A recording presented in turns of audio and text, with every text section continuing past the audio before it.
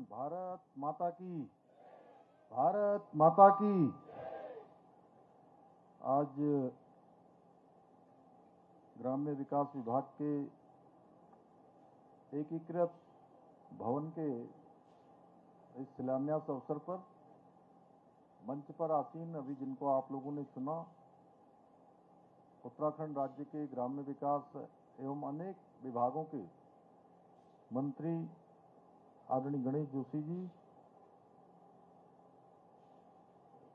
इस रायपुर विधानसभा के लोकप्रिय एवं जुझारू विधायक आदरणीय उमेश शर्मा काऊ जी, सचिव ग्राम्य विकास राधिका झा जी, सीईओ पीएमजीएसवाई अभिषेक रोहिला जी, मंडल अध्यक्ष संजीव मल्होत्रा जी, अभिषेक पंत जी, वीर सिंह जी, त्रिलोक सिंह जी, प्रशांत डोभाल जी, अनुराधा पाल जी, सुश्री झरना कमठान जी एवं यहाँ पर आए हुए सभी अधिकारीगण, पीएमजीएसवाई के हमारे श्री पाठक जी और बड़ी संख्या में आए हुए सभी मेरी मातृशक्ति, मेरी बहनें, हमारे सभी बड़े बुजुर्ग, उपस्थित मेरे नौजवान साथियों, हमारे मीडिया के सभी मित्रों, मैं आज के इस विशिष्ट अवसर पर आप सभी का यहाँ पर उपस्थित होने के लिए अपनी ओर से हृदय से स्वागत करता हूँ, अभिनंदन करता हूँ। और कल से जो पंचायती त्रिस्तरीय पंचायत चुनाव की मतगणना प्रारंभ हुई थी और आज लगभग मतगणना पूर्ण होने की ओर आगे बढ़ रही है। उसमें विजयी हुए सभी प्रतिनिधियों को मैं बहुत शुभकामनाएं देता हूं, बहुत बधाई देता हूं। आशा करता हूं कि हमारे सभी नवनिर्वाचित ग्राम पंचायतों के त्रिस्तरीय पंचायत के प्रतिनिधि ग्रामीण विकास को प्राथमिकता देते हुए अपने दायित्वों का पूरी निष्ठा और समर्पण के साथ काम करेंगे।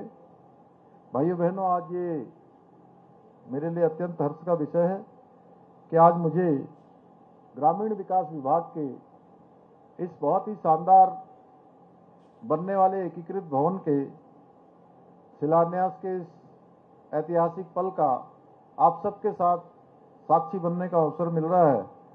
ये एकीकृत भवन, जिसमें एक ही भवन के अंदर बहुत सारी सुविधाएं होंगी, बहुत सारे कार्यालय होंगे, तो इस विभाग से संबंधित अनेक प्रकार के कामों के लिए अब दूसरी जगह नहीं जाना पड़ेगा। एक ही भवन के अंदर सारे काम हो जाएंगे, सारे कार्यालय यहाँ पर आ जाएंगे। ये इस हमारे प्रदेश के विकास में भी ये बहुत महत्वपूर्ण साबित होगा। मुझे बताते हुए प्रसन्नता हो रही कि लगभग 58 करोड़ रुपए की लागत से निर्मित होने वाले इस भवन में ग्रामीण विकास विभाग की फ्लैगशिप योजनाओं को एक ही कार्यालय में स्थापित किया जाएगा। ये भवन विभिन्न योजनाओं के समन्वय के लिए, उनके क्रियान्वयन के लिए, प्रभावी मॉनिटरिंग के लिए बहुत सहायक सिद्ध होने वाला है। और इस एकीकृत भवन के माध्यम से ग्रामीण अंचलों से आने वाले हमारे भाइयों और बहनों को न केवल सभी सुविधाएं और सेवाएं यहाँ पर उपलब्ध हो सकेंगी, बल्कि उनको अलग अलग कार्यालयों में अब नहीं जाना पड़ेगा, जिससे न केवल उनके समय की बचत होगी, संसाधनों की बचत होगी, बल्कि हमारे गांव विकास की मुख्य धारा से जुड़ सकेंगे। ये भवन ग्रामीण विकास की कार्यप्रणाली को और अधिक कुशल, पारदर्शी और जन केंद्रित बनाने में अपनी बहुत महत्वपूर्ण भूमिका निभाएगा। भाइयों बहनों, आप सभी जानते हैं, आदरणीय प्रधानमंत्री श्री नरेंद्र मोदी जी के कुशल नेतृत्व में आज देश में ग्रामीण विकास के क्षेत्र में अभूतपूर्व और ऐतिहासिक काम किए जा रहे हैं। देश की आजादी के बाद पहला कालखंड है जिसमें अंतिम छोर में रहने वाले हर एक व्यक्ति के लिए योजनाएं बनाई जा रही हैं। उनको आगे बढ़ाने के लिए, उनके जीवन स्तर को ऊपर उठाने के लिए अनेक प्रकार के निर्णय लिए जा रहे हैं। आज प्रधानमंत्री ग्रामीण सड़क योजना, मनरेगा, राष्ट्रीय ग्रामीण आजीविका मिशन, प्रधानमंत्री आवास योजना, स्वच्छता अभियान जैसी अनेक योजनाओं के माध्यम से ग्रामीण क्षेत्र को सामाजिक और आर्थिक रूप से मजबूत करने का प्रयास किया जा रहा है। और आदरणीय प्रधानमंत्री जी के मार्गदर्शन में हमारी सरकार भी विभिन्न नीतियों के माध्यम से ग्रामीण अर्थव्यवस्था को और अधिक सशक्त बनाने की ओर निरंतर प्रयास कर रही है। इसी के तहत एक उत्पाद, एक जनपद, दो उत्पाद के माध्यम से स्थानीय आजीविका के और अवसर बढ़ रहे हैं।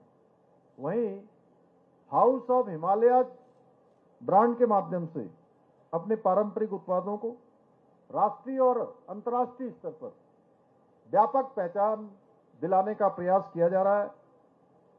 हमारा हाउस ऑफ हिमालयाज ब्रांड, जिसको हमारी बहुत ही काबिल ऑफिसर राधिका जी देख रही हैं, आज अपनी ऑनलाइन प्रेसेस भी व्यापक रूप से इसका बढ़ रहा है। ठीक है ना राधिका जी, बढ़ रहा है, लगातार बढ़ रहा है इसका। हम बॉक्स ऑफ इंडिया के माध्यम से विश्व के प्रमुख देशों में अपने उत्पादों की निर्यात की योजना पर भी कार्य कर रहे हैं।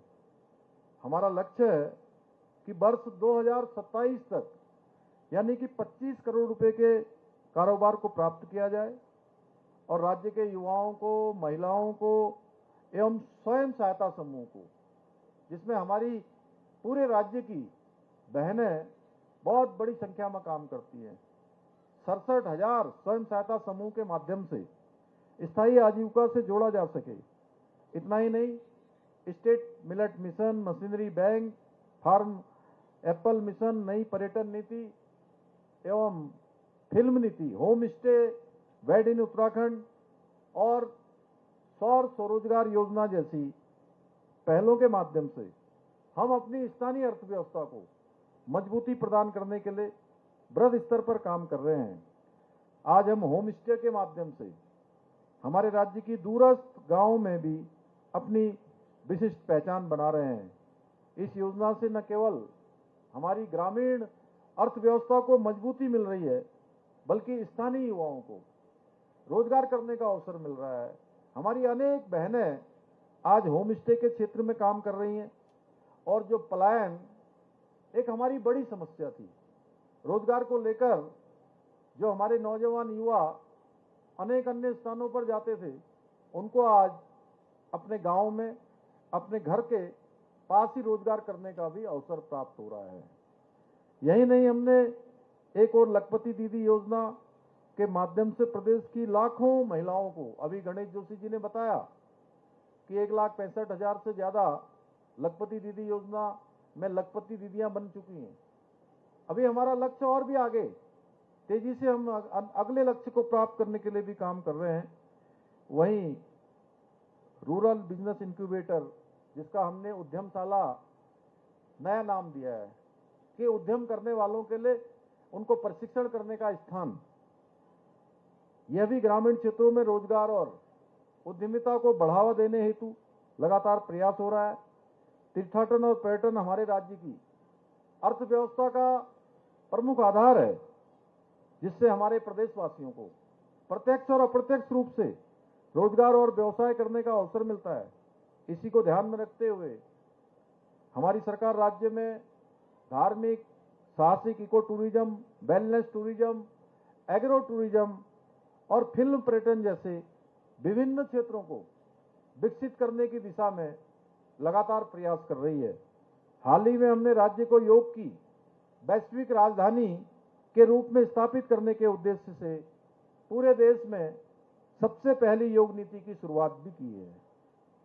21 जून 2025 को हमारी नई योग नीति भी प्रदेश को हमने समर्पित की है और इस नीति के अंतर्गत योग और ध्यान केंद्रों के विकास के लिए प्रति केंद्र 20 लाख रुपए तक की सहायता राशि उपलब्ध कराई जा रही है।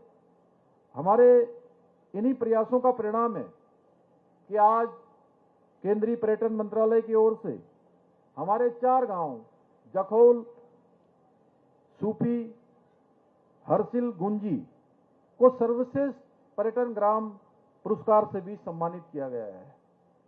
यह हम सब लोगों के लिए बहुत हर्ष की विषय है। भाइयों बहनों, कुछ समय पहले मैंने हमारी ग्रीष्मकालीन राजधानी गैरसैंण के सारकोट गांव को आदर्श गांव बनाने के लिए उसको गोद लिया था कि उसकी तर्ज पर पूरे उत्तराखंड के सारे गांव विकसित हों। वहां पर सभी प्रकार की व्यवस्थाएं जो हमारे सारकोट गांव में है वो अन्य गांवों में भी विकसित हों। आज मैं बहुत गर्व के साथ आप सबके बीच में कह सकता हूं कि सारकोट को हम आदर्श गांव बनाने में सफल रहे हैं और हम और भी नवाचारों को वहां पर प्रोत्साहित कर रहे हैं। आज सारकोट के लोग बहुत मैं आप सब लोगों से भी कहूंगा, कभी आपको उधर जाने का अवसर मिले तो आप सारकोट गांव अवश्य जाएं।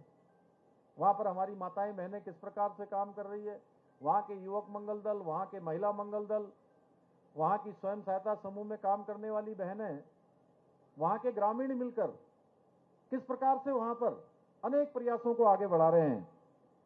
आज वहां पर पशुपालन, मशरूम उत्पादन, होम स्टे से लेकर मिलेट उत्पादन के क्षेत्र में अद्वितीय रूप से कार्य कर रहे हैं, जिससे न केवल वहां की सामाजिक और आर्थिक स्थिति में परिवर्तन आया है बल्कि रिवर्स माइग्रेशन भी प्रारंभ होने लग गया है। मुझे खुशी है कि कल ही आए पंचायत चुनावों के जो रिजल्ट्स आए हैं, परिणाम आए हैं, आप सब लोगों ने शायद सोशल मीडिया, टेलीविजन पर देखा होगा। राज्य की सबसे युवा प्रतिनिधि के रूप में हमारी सारकोट की 21 वर्षीय बिटिया प्रियंका नेगी वहां की ग्राम प्रधान चुनकर आई है। मैं आज इस अवसर पर प्रियंका नेगी को बहुत बधाई देता हूं। शीघ्र में मैंने आज सवेरे दूरभाष पर उनको बधाई दी और मैंने कहा कि अपने पिताजी के साथ देहरादून आना, और मैंने आमंत्रित किया है और सारकोट सहित हमारे प्रदेश के अन्य गांवों के विकास के बारे में भी मैं जरूर उनसे चर्चा करूंगा, क्योंकि अब सारकोट एक ऐसा केंद्र बन गया है जहां हमारी राधिका झा जो ग्राम्य विकास विभाग की सचिव हैं, इन्होंने व्यवस्था बनाई है कि हर एक जनपद से मुख्य विकास अधिकारी या अन्य अधिकारी वहां जाकर उस गांव का अध्ययन करेंगे, उस गांव को देखेंगे। भाइयों बहनों, हमारी सरकार प्रदेश के प्रत्येक वर्ग के कल्याण के लिए प्रतिबद्ध होकर निरंतर काम कर रही है। इसी का परिणाम है कि नीति आयोग भारत सरकार की रिपोर्ट में, इंडेक्स में सतत विकास के लक्ष्यों को प्राप्त करने में हमारा राज्य उत्तराखंड पूरे देश में पहले स्थान पर आया है। उस इंडेक्स में हमारा पहला स्थान आया है। इसके साथ ही हमने बेरोजगारी दर में 4.4% की कमी लाकर राष्ट्रीय औसत को भी हम उससे भी आगे निकले हैं। वहीं अभी गणेश जोशी जी ने बताया कि देश का सबसे कठोर नकल विरोधी कानून जो हमने राज्य के अंदर बनाया हमारे नौजवानों के लिए, हमारे बेटे बेटियों के लिए, हमारे भाई बहनों के लिए, कि उनकी योग्यता, उनकी प्रतिभा, उनकी मेहनत, उसके साथ कोई भी भेदभाव न कर पाए, उनके साथ किसी प्रकार का अन्याय न हो, उनकी मेहनत पर अब कोई डाका न डाले, इसके लिए देश का हम सबसे सख्त नकल का कानून लेकर आए। उसी का परिणाम है कि पिछले 3.5 वर्षों में 24,000 नियुक्तियां अभी तक बिना किसी नकल के संपन्न हो चुकी हैं। इतना ही नहीं, हमने प्रदेश में पहली बार लैंड जिहाद, लव जिहाद और थूक जिहाद के खिलाफ भी कठोर कार्रवाई सुनिश्चित की है। वहीं हमने राज्य में सख्त दंगा रोधी कानून, सख्त धर्मांतरण रोधी कानून भी लागू किया है। हमने प्रदेश में लैंड जिहाद पर कार्रवाई करते हुए 7,000 एकड़ से भी अधिक जमीन अतिक्रमण से मुक्त कराई है। इसके साथ ही 250 ऐसे अवैध रूप से चलने वाले मदरसे और 500 से अधिक अवैध संरचनाओं को भी हटाया है। इतना ही नहीं, हमने प्रदेश में अभी, आप सबको पता है, इस पवित्र सावन मास में हमने ऑपरेशन कालनेमी भी चलाया, जिसमें सनातन को बदनाम करने वाले ऐसे छद्म वेशधारियों का उनकी पहचान उजागर करने का काम किया। कोई अपराधी के रूप में, किसी बहरूपीय के रूप में हमारे सनातन को बदनाम करने का काम करते थे, धार्मिक भावनाओं को ठेस पहुंचाने का काम करते थे। भाइयों बहनों, धर्म की प्राप्ति के लिए, पुण्य की प्राप्ति के लिए जो लोग हमारे राज्य में आते हैं, ऐसे लोगों के मार्ग में बाधा पहुंचाने का काम करते थे, धार्मिक भावनाओं को आहत करते थे। ऐसे लोगों के खिलाफ हमने सख्त कार्रवाई हम कर रहे हैं। इतना ही नहीं, हमारी सरकार ने राज्य में रसूखदार भ्रष्टाचारियों के विरुद्ध भी कठोर कार्रवाई करके स्पष्ट कर दिया कि उत्तराखंड में अब भ्रष्टाचार के लिए कोई स्थान नहीं है। भाइयों बहनों, पहले एक ऐसी धारणा थी कि छोटे छोटे कर्मचारियों पर कार्रवाई होती है, छोटी मछलियां पकड़ी जाती हैं और बड़ी मछलियां छोड़ दी जाती हैं, उनको नहीं पकड़ा जाता है, उन तक पहुंच नहीं पहुंच पाती है। भाइयों बहनों, हमने इस धारणा को बदला है। अब छोटी मछली हो, बड़ी मछली हो या भ्रष्टाचारी रूपी मगरमच्छ हो, किसी को भी नहीं छोड़ा जाएगा। जो भी अपने काम में, अपने जिम्मेदारी में, अपने दायित्व में किसी प्रकार की लापरवाही करेगा, भ्रष्टाचार करेगा, उसके खिलाफ कार्रवाई होगी। भाइयों बहनों, हमारी सरकार उत्तराखंड को देश का अग्रणी राज्य बनाने का विकल्प रहित संकल्प को लेकर निरंतर कार्य कर रही है। मेरा मानना है कि जब हम प्रत्येक योजना का सीधा लाभ अपने ग्रामीण क्षेत्र में रहने वाले अंतिम व्यक्ति तक पहुंचा पाएंगे, तभी हमारे गांव सशक्त एवं आत्मनिर्भर बनेंगे, तभी ये हमारा संकल्प पूरा हो सकेगा। हमारे आदरणीय प्रधानमंत्री जी का जो कथन उन्होंने बाबा केदार की धरती से कहा था कि 21वीं सदी का तीसरा दशक उत्तराखंड का दशक होगा, यानी कि 10 साल उत्तराखंड समृद्धि के शिखर पर पहुंचेगा। जो संकल्प लेगा उसकी सिद्धि तक पहुंचेगा। उन सबको हम सबको साकार करना है। मुझे पूरा विश्वास है कि ये भवन न केवल हमारे ग्रामीण क्षेत्र से जुड़ी सभी योजनाओं को समयबद्ध रूप से धरातल पर पहुंचाने का काम करेगा, बल्कि राज्य के ग्रामीण विकास को नई गति देने में भी अपनी बहुत महत्वपूर्ण भूमिका निभाएगा। इसी विश्वास के साथ आप सभी को पुनः शुभकामनाएं देते हुए मैं अपनी बात को समाप्त करता हूं। बहुत बहुत धन्यवाद।